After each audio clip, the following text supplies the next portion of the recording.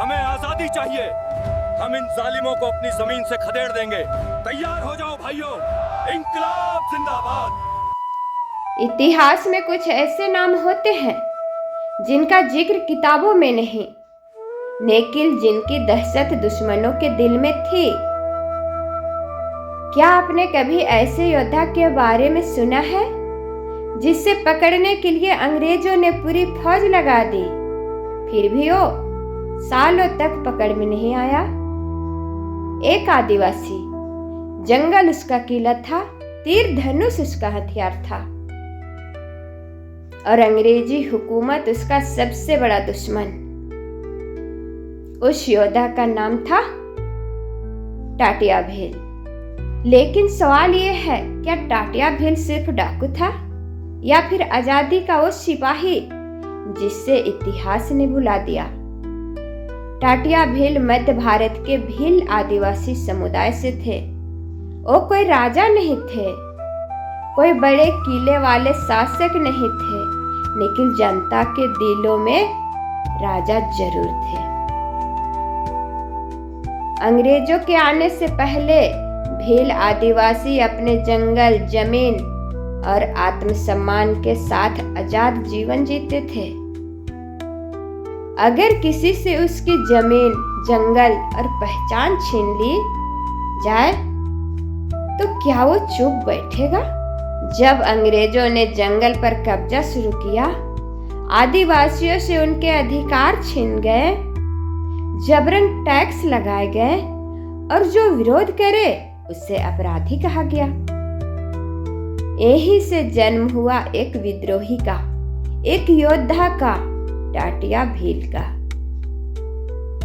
वो अचानक हमला करता, अंग्रेजी ठिकानों को नुकसान पहुंचाता और जंगलों से गायब हो जाता। अंग्रेज कहते थे, टाटिया भील हवा की तरह आता है और धुआं की तरह गायब हो जाता है। टाटिया भील के लिए जंगल सिर्फ पेड़ नहीं थे, वो उसके मित्र, रक्षक और हथियार थे। कौन सा रास्ता कहाँ जाता है, कौन सा पेड़ छुपने का काम आएगा, किस आवाज से खतरा समझना है, ये सब उससे बचपन से आता था। जिस इंसान के लिए जंगल माँ हो, क्या उससे कोई हरा सकता है? टाटिया भील कभी भी आम आदिवासी या गरीब किसान को नुकसान नहीं पहुंचाते थे। उनके निशाने पर होते थे अंग्रेजी खजाने, जमींदारों के गोदाम, वो लोग जो गरीब का खून चूसते थे। जब वो किसी जमींदार या अंग्रेजी ठिकाने पर हमला करते तो जो भी अनाज, धन या सम्मान मिलता वो अपने लिए नहीं रखते। रात के अंधेरे में वो वही सामान गरीब आदिवासी परिवार में बांट देते। कई गांवों में लोग कहते थे, अगर आज पेट भरा है तो टाटिया भील की वजह से।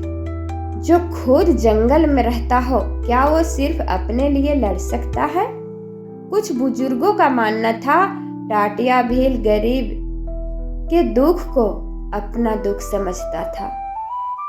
वो कहते थे, जंगल हमारा है, जमीन हमारी है और जो इसे छीनेगा वो हमारा दुश्मन है। इसलिए अंग्रेज उससे डाकू कहते थे, लेकिन जनता उससे कहती थी गरीबों का मसीहा। अगर अन्याय के खिलाफ लड़ना अपराध है तो क्या टाटिया भील अपराधी था? अंग्रेज अफसरों ने टाटिया भील को पकड़ने के लिए इनाम घोषित कर दिया, लेकिन हुआ क्या? जो भी उसे पकड़ने जाता वो खुद रास्ता भटक जाता। कई बार तो अंग्रेजी फौज जिस गांव में पहुंचती, टाटिया भील वहां से कई घंटे पहले निकल चुके होते। कुछ लोग कहते हैं टाटिया भील को जंगल की आत्माएं बचाती हैं। इतिहास का सबसे बड़ा सच, अंग्रेज सीधे टाटिया भील को हरा नहीं पाए, तो उन्होंने विश्वासघात का सहारा लिया। किसी अपने ने पैसे या डर के कारण उसकी जानकारी दे दी और आखिरकार टाटिया भील को पकड़ लिया गया। अगर अपना ही धोखा दे तो कोई योद्धा भी हार सकता है। अंग्रेज ने टाटिया भील को फांसी दी, लेकिन क्या वो मर गए? नहीं। आज भी भील समाज में टाटिया भील का नाम शेर, रक्षक और शहीद की तरह लिया जाता है। वो डाकू नहीं थे, वो जल, जंगल, जमीन का रक्षक थे। इतिहास ने जिनका नाम मिटा दिया, आदिवासी दिलों ने उन्हें भगवान बना लिया।